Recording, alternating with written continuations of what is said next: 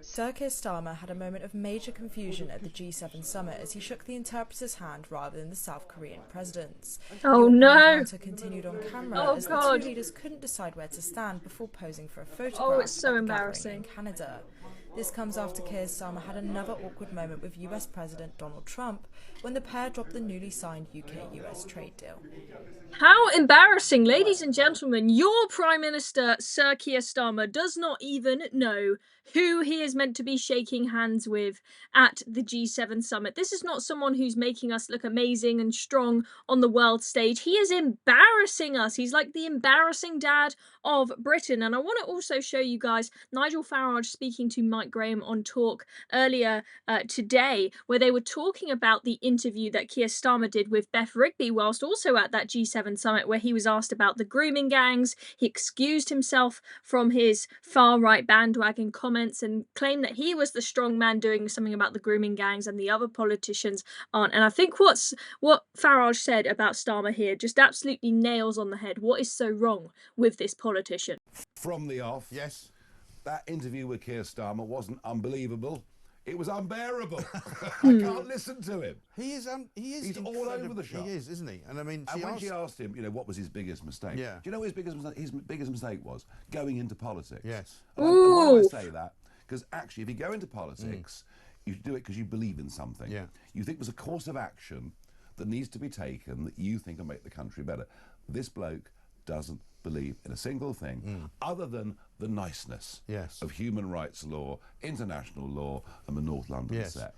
And Doesn't that just absolutely nail it? I mean, he is called Flip-Flop Starmer for a reason. He simply cannot make his mind up about what he believes. He just goes whichever way the wind blows and says what he thinks will get him votes. Keir Starmer is, I mean, you could call him a career politician. I mean, I know he's had a career as a lawyer before, but it's like, why is he even in this game?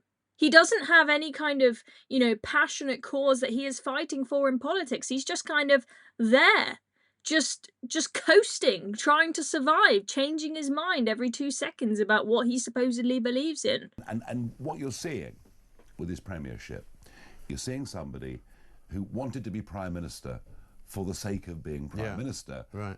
not with what he could do with Well, it. some of the things that he communicates, like for example, Absolutely he said, right. he sometimes thought he didn't communicate things well. He puts out these videos of him walking around the G7 as if he's sending it to his mum. Look at me, I'm at the G7. Look, here I am with Donald Trump. Picking up God, his he's voice. so Yeah, embarrassing yeah, at the Here G7. I am walking past a big sign that says G7. Here I am on a stage with all these other world leaders. Look at me. It's a very narcissistic kind of approach he's got, and I think, I'm not a psychologist, but he comes across as a very narcissistic man. He can't take criticism, doesn't like answering questions. I think the reason for that is the only thing that you could argue is going well is, or at least he thinks is going well, is Starmer on the world stage. Yeah. Going to the White House, the president's being nice to him, Yeah. the president's repeatedly being nice about him and about Britain, Yeah. Meeting with Zelensky. These are the things that he thinks shows him in a very good light and a good image. Yeah. When it comes to domestic politics, I mean, he's U-turning on everything. What is remarkable, I spent the whole of April on the road, Yeah. as you know, out campaigning Yeah. for those elections.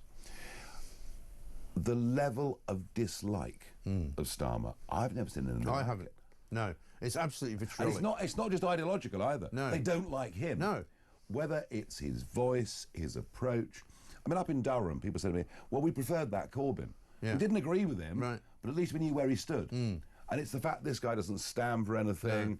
And you see these figures, after the first 300 days. He is the most unpopular Prime Yeah. Minister of modern times. He is. By some margin. Incredible. And I can't see any way back. No, Well, isn't that something? Nigel Farage there saying that people on the doorstep actually prefer Jeremy Corbyn to Keir Starmer. That is how bad it has got. That is how much of an embarrassment Keir Starmer is to this nation. He was being very careful, Farage, there, not to accidentally go on the record calling I can't even say his name properly, Sir Keir Starmer, a narcissist, as Mike was doing there, being careful with his words, but being very clear, this is not a man who is fit to run this country. He believes in nothing, and people absolutely loathe him for it, because they see that this is a man who is Prime Minister just for the sake of being Prime Minister, not because he actually wants to bring about any huge positive change in this country. He is not in politics because it is his passion. He's just kind of there,